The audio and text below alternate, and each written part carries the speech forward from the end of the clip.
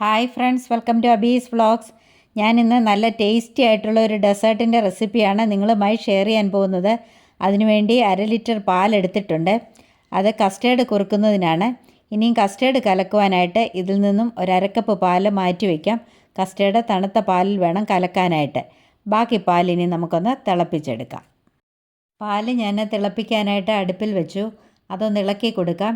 ഇനി ഇതിലേക്ക് 1/2 കപ്പ് പഞ്ചസാര ചേർത്ത് കൊടുക്കാം. പഞ്ചസാര ഓരോരുത്തരുടെയും മധുരത്തിൻ്റെ ആവശ്യമനുസരിച്ച് ചേർത്ത് കൊടുക്കാവുന്നതാണ്. എന്നാൽ 1/2 കപ്പ് പഞ്ചസാര ചേർത്താൽ ആവശ്യത്തിന് മധുരം കാണും.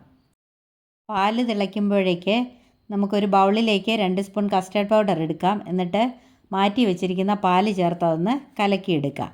തണുത്ത പാലിൽ കലക്കിയെങ്കിലേ ഒട്ടും കട്ട കെട്ടാതെ നന്നായി കലക്കിയെടുക്കാനായിട്ട് പറ്റത്തുള്ളൂ. ഇത് കണ്ടോ, ഞാനിപ്പം ഒട്ടും കട്ടയില്ലാതെ കലക്കിയെടുത്തിട്ടുണ്ട്. പാൽ ഇടയ്ക്കിടയ്ക്കൊന്ന് ഇളക്കി കൊടുക്കാം. പഞ്ചസാര ചേർത്തിരിക്കുന്നതുകൊണ്ട് ഇളക്കി കാച്ചിയില്ലെങ്കിൽ പിരിഞ്ഞു പോകാൻ സാധ്യതയുണ്ട്. പാലിവിടെ തിളച്ചിട്ടുണ്ട്. ഇനി നമുക്ക് തീ കുറച്ചിടാം. എന്നിട്ട് കലക്കി വെച്ചിരിക്കുന്ന കസ്റ്റേർഡ് ഇതിലേക്ക് ചേർത്ത് കൊടുക്കാം. ബാക്കി പാലൂടെ ബൗളിലേക്ക് ചേർത്ത് ഒന്നുകൂടെ കലക്കി ഇതിലേക്ക് ചേർത്ത് കൊടുക്കാം. ഇനിയും ഇത് കണ്ടിന്യൂസ് ആയിട്ട് ഇളക്കി കൊടുക്കണം. അല്ലെങ്കിൽ കട്ട കെട്ടാനും അടിയിൽ പിടിക്കാനും ഒക്കെയുള്ള സാധ്യതകളുണ്ട്. കണ്ടിന്യൂസ് ആയിട്ട് ഇളക്കി ഇത് നമുക്കൊന്ന് കുറുക്കിയെടുക്കാം. ലോ ഫ്ലെയിമിലിട്ട് വേണം ഇത് കുറുക്കിയെടുക്കാനായിട്ട്. ഇവിടെ നമ്മുടെ കസ്റ്റേർഡ് കുറുകി തുടങ്ങിയിട്ടുണ്ട്. നമ്മുടെ കസ്റ്റേർഡ് ഇവിടെ ഏറെക്കുറെ കുറുകിയിട്ടുണ്ട്. ഇനി ഈ സമയത്ത് നമുക്ക് 1 ടേബിൾ സ്പൂൺ ഏലക്കായും പഞ്ചസാരയും കൂടെ പൊടിച്ചതൂടെ ഇതിലേക്ക് ചേർത്ത് കൊടുക്കാം. എന്നിട്ട് നന്നായിട്ടൊന്ന് ഇളക്കി കൊടുക്കാം. കസ്റ്റേർഡ് ഇവിടെ കുറുകിയിട്ടുണ്ട്. ഇനി ഇതിലേക്ക് 3-4 ഡ്രോപ്പ് വാനില എസൻസ് കൂടി ചേർത്ത് കൊടുക്കാം. എന്നിട്ട് നല്ലതുപോലെ ഒന്ന് ഇളക്കി കൊടുക്കാം. ഇനി ഇത്രയും മതി. നമുക്ക് തീ ഓഫ് ചെയ്യാം. എന്നിട്ടിത് വാങ്ങി വയ്ക്കാം. ഇനി ഇതൊന്ന് തണുക്കട്ടെ. കസ്റ്റേർഡ് തണുക്കുമ്പോഴത്തേക്ക് ഈ പുഡിങ്ങിന് ആവശ്യമായ ബാക്കിയുള്ള ഇൻഗ്രീഡിയൻസ് കൂടി നമുക്ക് എടുക്കാം. ഇനിയും ഇതിലേക്ക് ആവശ്യമായ കുറച്ച് കാഷ്നട്ടും ബദാമും കൂടി നമുക്ക് ചോപ്പ് ചെയ്തെടുക്കാം. ഞാനിവിടെ എടുത്തിരിക്കുന്നത് റോസ്റ്റഡ് കാഷ്നട്ടാണ്. ഇതൊന്ന് ചെറുതായിട്ട് നമുക്കൊന്ന് ചോപ്പ് ചെയ്തെടുക്കാം. ഞാനിതുവരെയും എന്ത് പുഡിങ്ങാണ് ഉണ്ടാക്കുന്നതെന്ന് പറഞ്ഞില്ല. പൂവൻ പഴം വെച്ചുള്ള ഒരു പുഡിങ്ങാണ് ഞാനിവിടെ ഉണ്ടാക്കുന്നത്. പൂവൻ പഴവും ബിസ്ക്കറ്റും ചേർത്ത് ഒരു നല്ല പുഡിങ്ങാണ്. നട്ട്സും ബദാമും എല്ലാം ഞാനിവിടെ ചോപ്പ് ചെയ്തെടുത്തിട്ടുണ്ട്.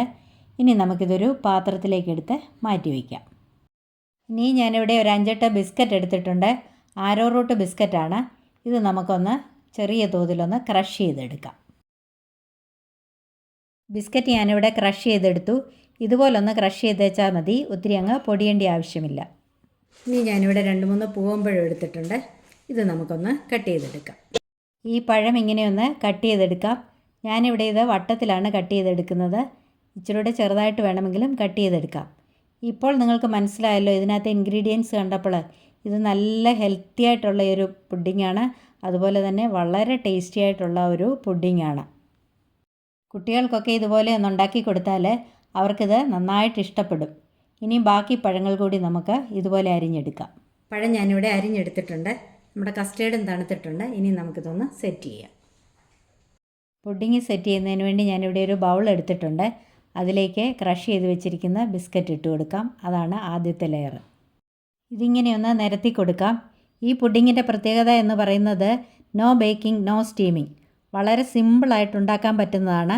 ആകെ കസ്റ്റേർഡ് കുറുക്കുന്ന താമസമേ ഉള്ളൂ. ഇനിയും ഇതിൻ്റെ മുകളിലേക്ക് സെക്കൻഡ് ലെയറായിട്ട് നമുക്ക് കസ്റ്റേർഡ് ഒഴിച്ചു കൊടുക്കാം. കസ്റ്റേർഡ് ബിസ്ക്കറ്റിൻ്റെ എല്ലാ ഭാഗവും കവറാകത്തക്ക രീതിയിൽ ഒന്ന് ഒഴിച്ചു കൊടുക്കാം.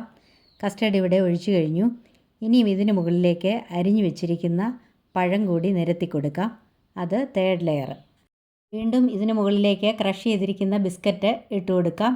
അതും ഒന്ന് നിരത്തി കൊടുക്കാം. അതിന് മുകളിലേക്ക് വീണ്ടും കസ്റ്റേർഡ് ആഡ് ചെയ്യാം. കസ്റ്റേർഡും എല്ലായിടത്തും ഒന്ന് കവർ ചെയ്യത്തക്ക രീതിയിൽ ഒന്നാക്കി കൊടുക്കാം. അതിൻ്റെ മുകളിലേക്ക് പഴം കൂടി നിരത്തി കൊടുക്കാം. ഇങ്ങനെ ലെയറായിട്ടാണ് ഈ പുഡിങ് ഉണ്ടാക്കുന്നത്. ഇനിയും ബാക്കിയുള്ള കസ്റ്റേർഡ് കൂടി ഇതിൻ്റെ മുകളിലേക്ക് ഒഴിച്ചു കൊടുക്കാം. എന്നിട്ട് അതും കൂടി ഒന്ന് നിരത്തി കൊടുക്കാം. പുഡിങ്ങിൻ്റെ ലെയറിങ് ഇവിടെ കംപ്ലീറ്റ് ആയി. ഇനി അതൊന്ന് ഡെക്കറേറ്റ് ചെയ്യാം. ഇതിൻ്റെ മുകളിലേക്ക് ക്രഷ് ചെയ്ത് വെച്ചിരിക്കുന്ന ബിസ്ക്കറ്റ് ഇട്ട് കൊടുക്കാം. അതുപോലെ ചോപ്പ് ചെയ്ത് വെച്ച കാഷ്യൂനട്ടും ബദാമും കൂടി ചേർത്ത് കൊടുക്കാം. ചെറി ഉണ്ടെങ്കിൽ ചെറി കൂടി ചേർത്ത് കൊടുക്കാം. പക്ഷേ എൻ്റെ അടുത്ത് ഇല്ലാത്തതുകൊണ്ട് ഞാൻ ഇടുന്നില്ല. ഡെക്കറേഷൻ എല്ലാം കഴിഞ്ഞു. ഇനി നമുക്കിതൊന്ന് കവർ ചെയ്ത് വയ്ക്കാം. പുഡിംഗ് ഇവിടെ കവർ ചെയ്തു. ഇനി നമുക്കിത് ഫ്രിഡ്ജിൽ വെച്ച് ഒന്ന് സെറ്റ് ചെയ്തെടുക്കാം. നമ്മുടെ പുഡിംഗ് ഇവിടെ ഫ്രിഡ്ജിൽ വെച്ച് സെറ്റാക്കി എടുത്തിട്ടുണ്ട്. ഇനി നമുക്കിതൊന്ന് തുറന്ന് നോക്കാം. അടിപൊളിയല്ലേ? കണ്ടിട്ട് കഴിക്കാൻ തോന്നുന്നില്ലേ? അത്രയ്ക്ക് സൂപ്പറാണിത്. അപ്പോൾ നമ്മുടെ സൂപ്പർ ടേസ്റ്റിയും നല്ല ഹെൽത്തിയുമായ പൂവൻപഴത്തിൻ്റെ പുഡിംഗ് ഇവിടെ റെഡി ആയിട്ടുണ്ട്. കണ്ടോ, ഇങ്ങനെയൊന്ന് കട്ട് ചെയ്ത് കുറച്ചങ്ങോട്ടെടുത്ത് ഇത് കണ്ടോ എന്ത് നല്ലതാണെന്ന്. അത്രയ്ക്ക് ടേസ്റ്റിയാണ്. ഇതുപോലെ എല്ലാവരും ഒന്ന് ട്രൈ ചെയ്ത് നോക്കണം. എന്നിട്ട് എൻ്റെ വീഡിയോ ഇഷ്ടപ്പെട്ടെങ്കിൽ ലൈക്ക് ചെയ്യണം, കമൻറ്റ് ചെയ്യണം, മറ്റുള്ളവർക്കൊക്കെ ഒന്ന് ഷെയർ ചെയ്ത് കൊടുക്കണം. സബ്സ്ക്രൈബ് ചെയ്യാതെ ആരെങ്കിലും കാണുന്നുണ്ടെങ്കിൽ ഒന്ന് സബ്സ്ക്രൈബ് ചെയ്ത് സപ്പോർട്ട് ചെയ്യണേ.